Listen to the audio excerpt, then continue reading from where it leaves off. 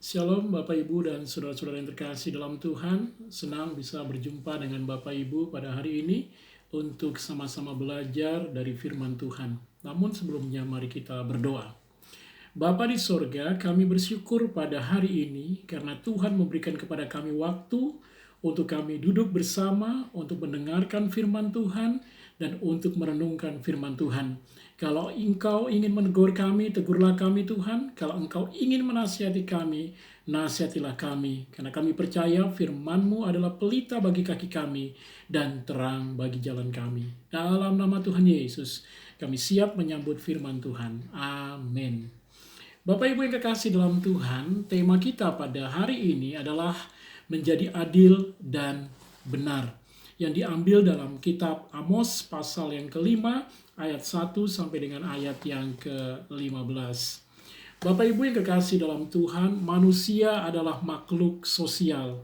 Manusia merupakan makhluk hidup yang selalu berinteraksi dengan sesama. Manusia sebagai makhluk sosial tidak dapat hidup sendiri, tetapi sangat membutuhkan peran orang lain. Karena kita hidup di dunia ini saling membutuhkan satu dengan yang lainnya. Itulah kita, dan itulah manusia. Dalam buku Pengelolaan Lingkungan Sosial tahun 2005 yang dikarang oleh Johnny Purba, dia mengatakan demikian. Sebagai makhluk sosial, tidak pernah bisa manusia itu hidup seorang diri. Dimanapun dan bila manapun, manusia senantiasa memerlukan kerjasama dengan orang lain. Manusia membentuk pengelompokan sosial di antara sesama dengan upaya mempertahankan hidup dan mengembangkan kehidupan. Itulah manusia, itulah kita.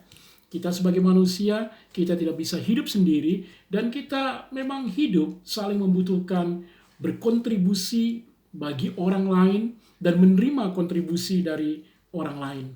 Bapak Ibu yang kekasih dalam Tuhan Yesus, tetapi dalam kenyataannya, dalam kehidupan sehari-hari, dalam bermasyarakat, sebagai makhluk sosial, kadangkala kita melihat ketidakadilan dan ketidakbenaran. Ya, kita melihat orang diperlakukan dengan tidak adil, orang diperlakukan dengan tidak benar. Padahal tadi, bahwa kita adalah makhluk sosial yang saling membutuhkan. Dan di saat kita membutuhkan orang lain dan orang lain membutuhkan kita, ada hal-hal yang terjadi, yaitu ketidakadilan dan ketidakbenaran. Ya, kita melihat orang diperlakukan dengan tidak adil, kita melihat orang diperlakukan dengan tidak benar. Namun juga kita melihat, ya, diri kita sendiri mungkin yang menjadi korban dari ketidakadilan seorang, atau korban dari ketidakbenaran orang lain terhadap diri kita. Atau yang paling buruk sekali, Bapak Ibu yang kekasih dalam Tuhan, kita orang yang memperlakukan orang lain tidak adil, dan kita memperlakukan orang lain dengan tidak benar. Nah, Bapak Ibu yang kekasih dalam Tuhan, pada renungan kita hari ini, kita akan belajar bagaimana bangsa Israel diingatkan oleh Tuhan bahwa hidup di dalam Tuhan adalah hidup yang menjunjung keadilan dan menjunjung kebenaran. Dua hal itu.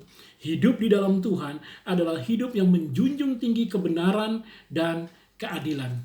Bapak Ibu yang kekasih dalam Tuhan, saya akan membacakan kitab Amos pasal yang kelima, ayat 14 dan ayat yang ke-15. Demikian firman Tuhan. Carilah yang baik dan jangan yang jahat, supaya kamu hidup.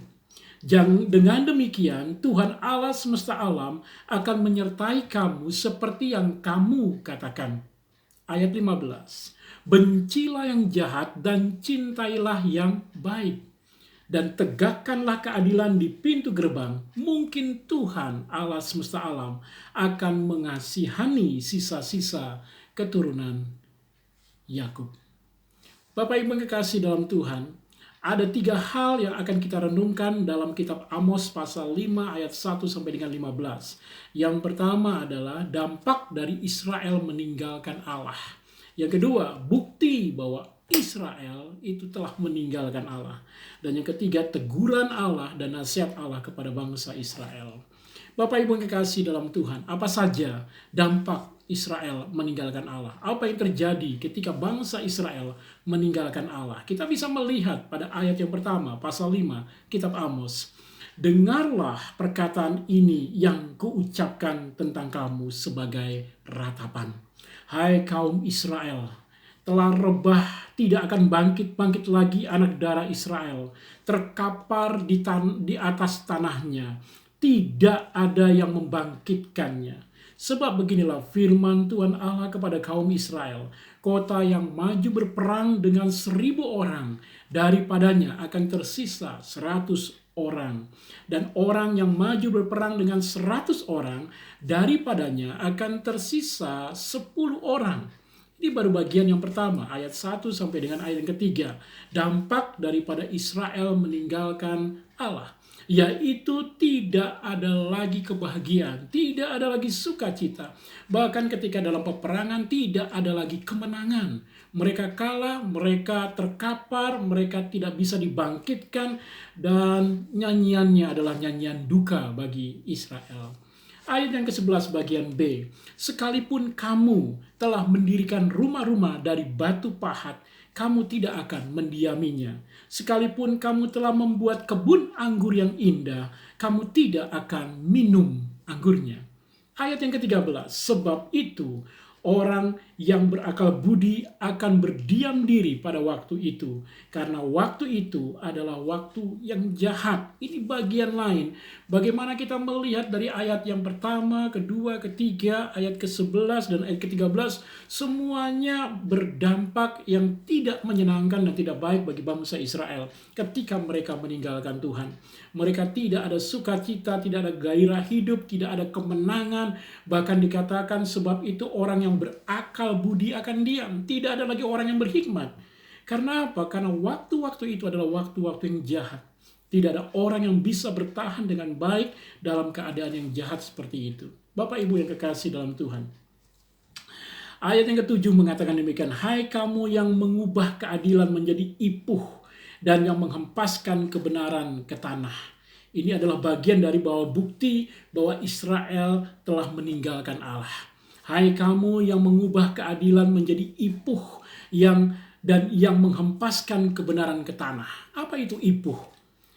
Sama seperti apa yang dituliskan oleh Yesaya pasal yang kelima ayat 20.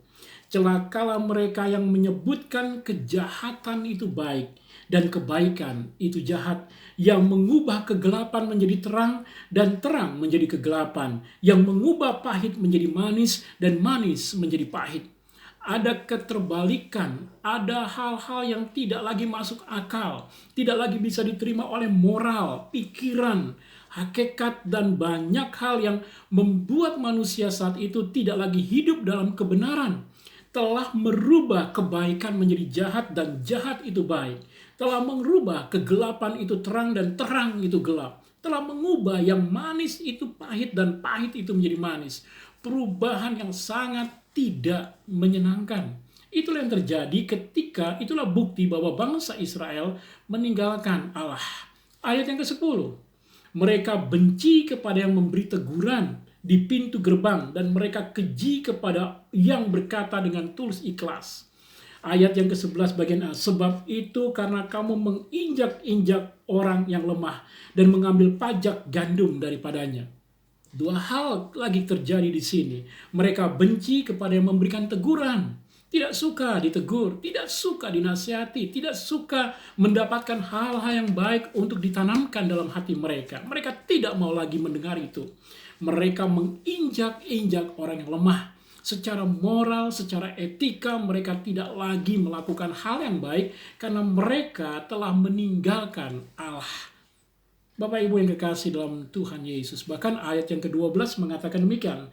Sebab aku tahu bahwa perbuatanmu, kata Tuhan, yang jahat banyak dan dosamu berjumlah besar. Hai kamu yang menjadikan orang benar terjepit, yang menerima uang suap, dan yang mengesampingkan orang miskin di pintu gerbang. Ini keadaan yang sangat tidak menyenangkan. Keadaan yang sangat terhimpit bagi orang-orang benar. Sebab aku tahu, kata Tuhan, bahwa perbuatanmu yang jahat banyak dan dosamu berjumlah besar. Allah melihat apa yang dilakukan oleh bangsa Israel ketika mereka telah meninggalkan Tuhan. Bapak Ibu yang kekasih dalam Tuhan, kemudian Tuhan menegur mereka. Tuhan menegur dengan keras, bahwa kejahatan Israel telah menindas sesama serta melecehkan keadilan dan kebenaran. Pertanyaan bagi kita, Bapak Ibu yang dikasihi dalam Tuhan, apakah kejahatan tersebut, kejahatan yang sudah kita sama-sama baca dalam ayat-ayat barusan, itu juga terjadi pada masa kini? Atau mungkin apakah kita juga melakukan kejahatan sama seperti yang dilakukan oleh bangsa Israel ketika mereka meninggalkan Allah? Mereka tidak lagi berlaku adil, mereka tidak lagi berlaku benar, mereka menindas, mereka tidak suka teguran, dan lain sebagainya. Bapak Ibu yang kekasih, banyak orang gagal mengikuti Tuhan karena mereka tidak mengenal Tuhan dengan baik. Bagaimana Allah memperkenalkan dirinya? Allah memperkenalkan dirinya dalam kitab Amos pasal yang ke-5, ayat yang ke-8 dan ayat yang ke-9. Demikian firman Tuhan. Dia yang telah membuat bintang kartika dan bintang belatik, yang mengubah kelemahan menjadi kekelaman menjadi pagi, dan yang membuat siang gelap seperti malam. Dia yang mengambil air laut dan mencurahkannya ke atas permukaan bumi. Tuhan, itulah namanya. Kita lihat di sini bahwa mereka gagal memahami Tuhan sebagai Tuhan pencipta. Bangsa Israel gagal, mereka meninggalkan Tuhan. Mereka keluar dari apa yang Tuhan kehendaki. Mereka mencoba untuk mencari jalan mereka sendiri. Dan hal itu jahat di mata Tuhan. Dan ayat yang 9 mengatakan, dia yang menimpakan kebinasaan atas yang kuat, sehingga kebinasaan datang atas tempat yang berkubu. Jadi lihat di situ bahwa mereka gagal memahami Allah mereka, bahwa Allah mereka yang pertama adalah Allah pencipta, dan yang kedua adalah Allah penentu, Allah pemenang. Tetapi seperti yang dikatakan ayat yang ketiga dalam pasal yang ke-5 tadi kitab Amos, bahwa kalau kamu maju bersama dalam berperang dengan 1.000 orang, maka hanya tersisa 100, kekalahan. Dan kalau kamu maju berperang dengan 100 orang, hanya sisa tertinggal 10 orang, kekalahan. Mereka lupa bahwa mereka punya Allah yang perkasa, Allah yang kuat, Allah yang besar, Allah yang benar. Tapi mereka rela meninggalkan itu demi keegoisan mereka. Mereka menindas yang lemah, dan mereka berlaku tidak benar dan berlaku tidak adil terhadap sesamanya. Bapak Ibu yang dikasih, apa nasihat agar Israel bisa disertai dan dikasihi Tuhan kembali? Ini nasihat juga, dan juga mungkin bagi kita yang meninggalkan Tuhan, kita yang berlaku tidak benar, kita yang berlaku tidak adil terhadap sesama kita. Kita merasa bahwa kita sebagai manusia adalah orang yang lebih hebat dari sesama kita. Kita tidak membutuhkan orang lain, tetapi sebenarnya itulah kesombongan kita. Apa nasihat yang baik yang Tuhan berikan kepada bangsa Israel dan juga kepada kita secara pribadi? Sebab beginilah firman Tuhan, ayat yang keempat, Bapak Ibu. Sebab beginilah firman Tuhan kepada kaum Israel, carilah aku, maka kamu akan hidup. Bagian pertama, mencari Tuhan supaya kita hidup. Yang kedua, ayat yang ke-6, sama. Nadanya sama, keinginannya sama, dan dorongannya sama. Carilah Tuhan, maka kamu akan hidup, supaya jangan ia memasuki keturunan Yusuf bagaikan api yang memakannya habis dengan tidak ada yang memadamkan bagi Betel. Ya, carilah Tuhan, maka kamu akan hidup. Ayat 14, carilah yang baik dan jangan yang jahat, supaya kamu hidup. Dengan demikian Tuhan Allah semesta alam akan menyertai kamu seperti yang kamu katakan. Demikian, carilah yang baik dan jangan yang jahat. Carilah Tuhan, maka kita akan hidup. Ayat yang ke-15 bagian akhir. Bencilah yang jahat dan cintailah yang baik, dan tegakkanlah keadilan di pintu gerbang. Mungkin Tuhan alam semesta alam akan mengasihi sisa-sisa keturunan Yakub. Bapak Ibu yang kekasih dalam Tuhan, manusia adalah makhluk sosial. Manusia adalah makhluk yang saling membutuhkan. Manusia tidak bisa hidup sendiri. Tapi dalam kehidupan yang nyata, kita kadangkala melakukan sesuatu yang tidak adil, dan kita melakukan sesuatu yang tidak benar. Sehingga kita melupakan Tuhan, kita meninggalkan Tuhan. Kita menganggap diri kita hebat, kita bisa berjalan sendiri. Tetapi firman Tuhan mengatakan, ketika engkau meninggalkan Tuhan, maka hal-hal yang buruk akan terjadi dalam hidup kita. Karena itu Bapak Ibu yang kekasih dalam Tuhan, nasihat Tuhan yang baik bagi kita adalah, mari carilah Tuhan, maka engkau akan hidup.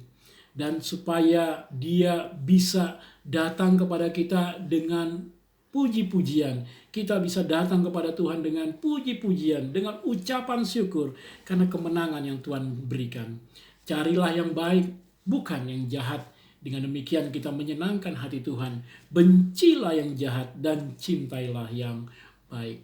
Bapak Ibu yang kekasih dalam Tuhan, bila firman Tuhan yang singkat ini bisa memberikan renungan pribadi bagi kita secara pribadi, bahwa sebagai makhluk sosial, mari kita memperlakukan orang lain dengan benar, dengan adil.